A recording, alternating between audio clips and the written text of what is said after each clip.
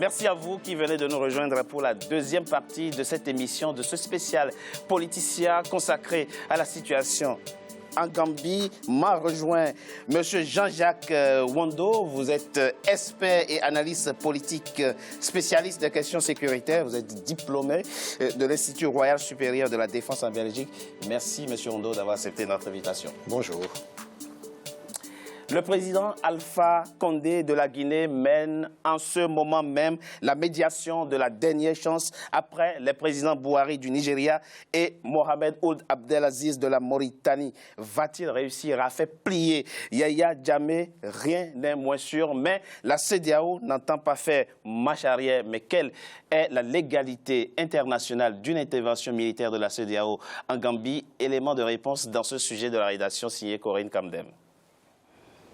La force, si la diplomatie échoue, c'est la position de la CEDEAO par rapport à la crise post-électorale en Gambie. Après l'échec de multiples négociations entamées par la communauté des États d'Afrique de l'Ouest avec le président sortant gambien, Yahya Jammeh, c'est l'intervention militaire qui est désormais brandie par l'organisation sous-régionale. Objectif, faire céder le pouvoir à Adama Barrow. Battu par Adama Barrow, Yahya Jammeh, qui devait rendre le pouvoir ce jeudi 19 janvier 2017, ne reconnaît toujours pas les résultats du scrutin présidentiel du 1er décembre 2016. C'est donc à l'ambassade de la Gambie à Dakar, au Sénégal, que le président élu Adama Barrow a prêté serment ce jeudi 19 janvier.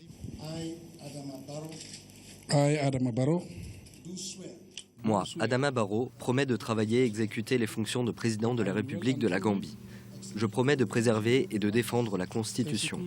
Je reconnaîtrai les droits de toute personne, selon la loi, sans crainte ni favoritisme ou mauvaise intention. Investi certes, mais comment gouverner depuis l'étranger? C'est la CEDEAO qui croit détenir la solution. Ses troupes sont entrées ce jeudi en territoire gambien et n'attendent que l'ordre pour attaquer. On sent que c'est une ingérence qui est beaucoup plus politique, qui n'a rien à voir avec les conventions internationales. C'est pas légal. Il y a la Charte des Nations Unies aussi qui stipule que les affaires internes des États relèvent de ces États-là. Donc si la Charte dit ça, ça doit être pareil pour les pays de la CEDEAO. Et puis, le problème, c'est qu'il faut craindre que tout cela ne dégénère. Et puis, cela va constituer un précédent. Ça sera vraiment quelque chose de particulier dans la mesure où on n'a jamais vraiment vu ça. Est-ce qu'après, va-t-on aller déloger Denis Sassou Nguesso? Va-t-on aller déloger Kabila qui se maintient au pouvoir? Je crois qu'il faut faire très attention et on est quand même surpris de voir des États ouest-africains s'acharner contre la Gambie quand ces mêmes États ne sont pas très chauds à intervenir, par exemple, pour régler l'affaire de Boko Haram. C'est-à-dire il y a un problème. Ensemble, c'est comme si ces États avaient reçu des injonctions étrangères, un peu comme dans le cas de la Côte d'Ivoire, quand on a vu les pays d'Afrique de l'Ouest s'acharner sur Laurent Gbagbo, parce qu'ils avaient reçu justement des injonctions venant de la France et des États-Unis.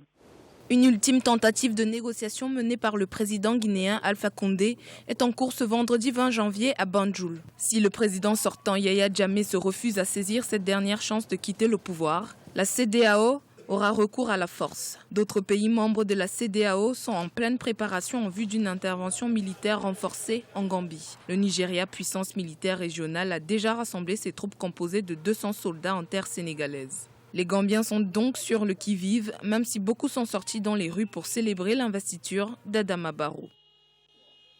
Monsieur le ministre, avant que le spécialiste des questions militaires et sécuritaires nous donne son avis sur cette problématique-là, dites-nous, monsieur le ministre, la CEDEAO déclenche une opération militaire en Gambie et le président Yahya Jammeh trouve la mort. Ça signifierait quoi? La CEDEAO aurait donc assassiné le président d'un État souverain pour des questions électorales? Espérons qu'on n'en arrive pas là. Oui, c'est une hypothèse. Mais c'est une hypothèse. Moi, personnellement, je pense qu'il n'y aura pas d'affrontement du tout. Je n'ai pas d'informations d'initié. C'est mon sentiment et c'est la raison. Mais effectivement, on a lieu de s'inquiéter. Parce que vous vous souvenez que ce n'est pas la première fois que le Sénégal en particulier intervient militairement en Gambie. À l'époque du coup d'État contre Diawara. Yahya Jammeh dit « Seul Allah me fera partir du pouvoir ». Oui, Ça veut dire que Il veut tenir bon. Alors dites-nous, monsieur le ministre, moi, dans cette hypothèse-là... Je ne suis pas compétent pour parler des relations entre Yahya Jammeh et Allah, parce qu'il voilà, s'est dit voilà, mais c'est ce qu'il dit. Ça explique le temps que ça prend, les négociations. Et donc, en 84, il y a eu un coup d'État contre Diawara. Le Sénégal a intervenu pour contrer le coup d'État. Il y a eu des combats de rue dans la capitale. Il y a eu entre 500 et 800 morts. Je pense que, en plus, le Sénégal a commis l'erreur, après cela, de s'entendre pour former la Sénégambie. Donc, des morts, et puis après, on absorbe le pays. Je crois que cet antécédent-là est encore présent dans la mémoire des Gambiens et des Sénégalais, des Africains. Je crois qu'on fera tout, on a intérêt à tout faire, surtout avec le Sénégal en tête, qu'il n'y ait pas une goutte de sang qui tombe. Et moi, je pense que la stratégie de la CEDEAO, c'est celle de l'araignée et non pas celle de le scorpion. Ce n'est pas le coup mortel, mais la toile qu'on tisse petit à petit jusqu'à étouffer la proie. Monsieur Ondo, la CEDEAO nous annonce avoir mobilisé 7000 hommes. Oui. En face, on a une petite armée de 500 hommes, peut-être moins. Peut-être moins. C'est plié pour Yahya Jammeh? Je pense que les jeux sont pratiquement faits, dans la mesure où si on fait le rapport des forces sur le terrain, d'un côté, vous avez la CEDEAO avec une force de 7000 hommes composée de soldats maliens, togolais, sénégalais, nigérians, pour une grande partie. Et de l'autre côté, vous avez une armée qui a 900 hommes au total. Et quand on voit le rapport des forces et le moyen, je vois mal Yahya Jammeh tenir militairement face à cette configuration militaire.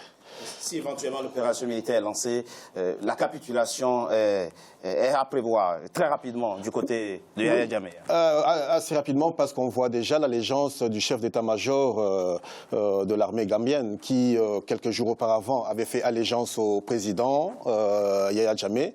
Et le général Badji, hier, on l'a vu dans les images qui ont circulé, en train de jubiler avec la population. Et qui dit général de l'armée, ça signifie que derrière lui, il y a des troupes qui lui sont aussi favorables, qui pourraient suivre la même dynamique, c'est-à-dire ne pas se battre. Et on voit même dans la position de militaires aujourd'hui de l'armée qui dit, voilà, c'est une question plutôt politique. Nous ne voulons pas nous engager sur ce terrain politique et diplomatique. Alors que si vous faites l'analyse de la situation de la Gambie, qui est plutôt un État prétorien, c'est-à-dire un État prétorien dans le sens de la théorie de Samuel Huntington, qui définit les États où les militaires ont le contrôle du pouvoir. Hier, ces mêmes militaires étaient du côté de Yahya Jammeh. Et aujourd'hui, ils disent que voilà, nous sommes plutôt loin de la politique. C'est déjà un signal qui montre qu'ils ne sont pas prêts à s'engager. Même s'il y a des aspects qui sont discutables au niveau de l'engagement de la CEDEAO, ce qu'il faut retenir que sur le terrain, pratiquement, si les négociations échouent, la pression sera telle que Yahya Jammeh ne tiendra pas, parce que là, il serait en train de négocier son départ, je pense. Donc ce qui compte aujourd'hui, c'est moins la résistance de l'armée gambienne que les dommages collatéraux, finalement. Ben oui, c'est ça. Parce que le but, même quand on voit la résolution, c'est essayer de résoudre d'abord, par tous les moyens politiques.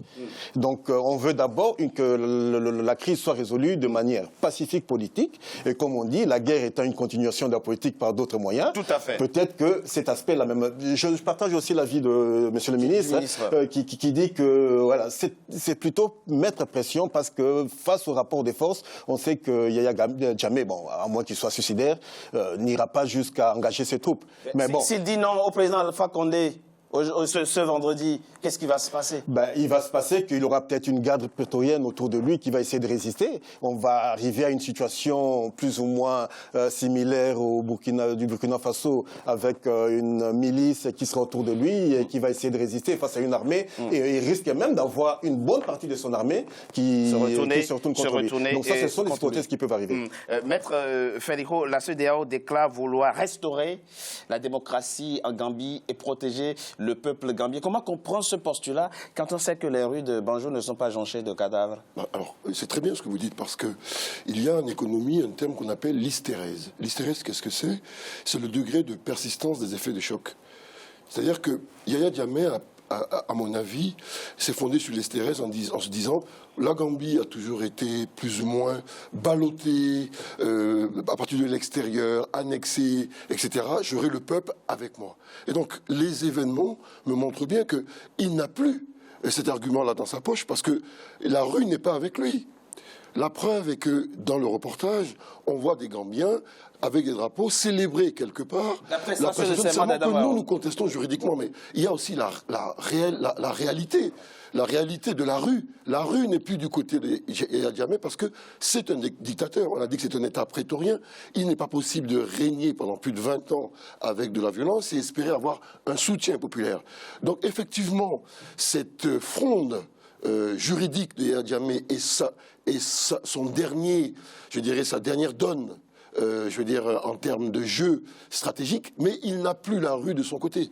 Donc, mais quelles sont les prémices aujourd'hui qui montrent que Yahya Jammeh est prêt à exterminer son peuple, ce qui pourrait justifier... Non, il ne peut pas exterminer son peuple. Puis on dit c'est pour aller protéger le peuple gambien. Non, mais il ne peut pas exterminer son peuple parce que, à mon avis, il n'a plus la liberté pour le faire, puisqu'il y a des armées qui sont aux portes, je veux dire, presque de son palais. D'ailleurs, l'armée sénégalaise est rentrée à l'intérieur du territoire. Effectivement, il faut contrôler le Sénégal qui a toujours des velléités de faire disparaître la Gambie. Donc la CEDEAO se retrouve dans un jeu compliqué où elle doit en même temps être l'avocat du diable et dire au Sénégal non, mais n'y allez pas trop rapidement. Et c'est bien pour cela qu'il y a d'autres pays qui l'accompagnent, mais qui sont minoritaires en nombre. Pour donner un caractère international à la coalition. À la coalition, mais les Sénégalais sont majoritaires en nombre. Sauf que vous avez parce que c'est moins cher de faire venir des troupes du Sénégal. Oui, mais d'accord, mais même s'ils sont basés, si les troupes sont basées sur le territoire sénégalais, il y a quand même un contrôle de la CEDEAO et j'ose croire qu'il y aura simplement la mise à néant d'une garde prétorienne et non pas une annexion.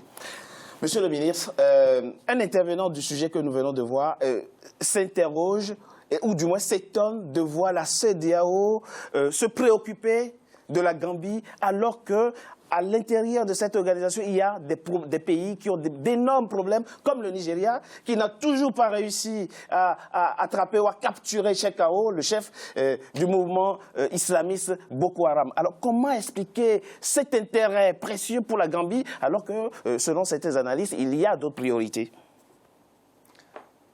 Ça, c'est un peu une polémique, parce que on ne peut faire qu'une action à la fois. Donc, quelle que soit l'action qu'on va mener, on dira toujours, oui, mais il y a des malades à côté qu'on ne peut pas soigner. C'est comme le médecin qui ne peut pas traiter plus d'un patient à la fois. Et les deux problèmes ne sont pas tout à fait liés. Le problème de la solidarité africaine et l'efficacité dans la lutte antiterroriste et dans la lutte contre la criminalité transfrontalière en général, ça, c'est une faiblesse réelle sur tout le continent.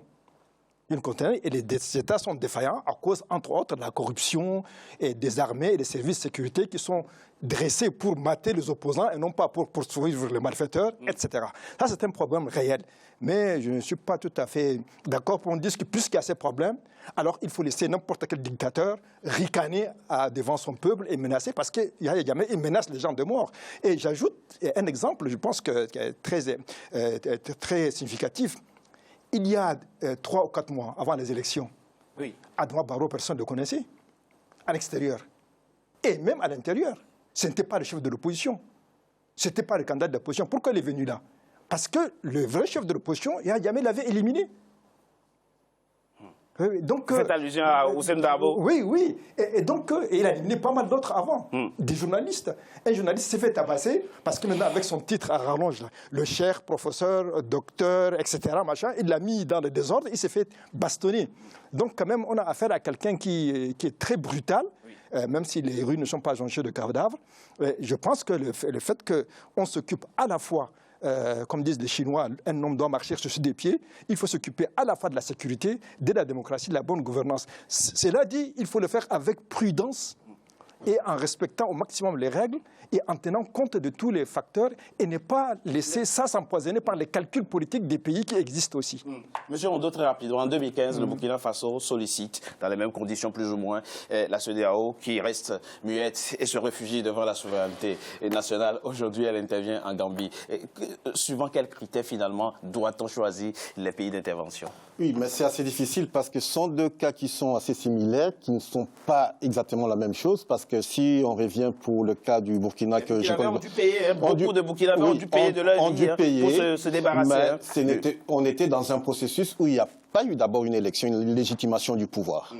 Donc, ce qui fait que on était plutôt dans un processus aussi qui était un processus démocratique dont on savait que ça pouvait aboutir à quelque chose de positif. Donc, privilégier, à mon avis, une action militaire, quoique cette action est arrivée, parce que beaucoup de gens ne se sont pas posé la question, comment l'armée burkinabé, qui quelques mois auparavant avait été désarmée, n'avait pas ou avait des armes avec des pièces mobiles qui étaient vides, se retrouve à encercler le régiment de sécurité présidentielle de Blaise Compaoré.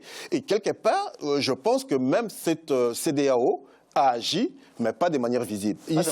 Ici, nous sommes dans un cas où il y a quand même un aspect de l'égalité de légitimité. Tout à l'heure, le maître Ferro l'a dit. Il dit qu'on a vu le peuple en train de jubiler. Jubiler pourquoi? Parce que c'est le peuple qui est le souverain.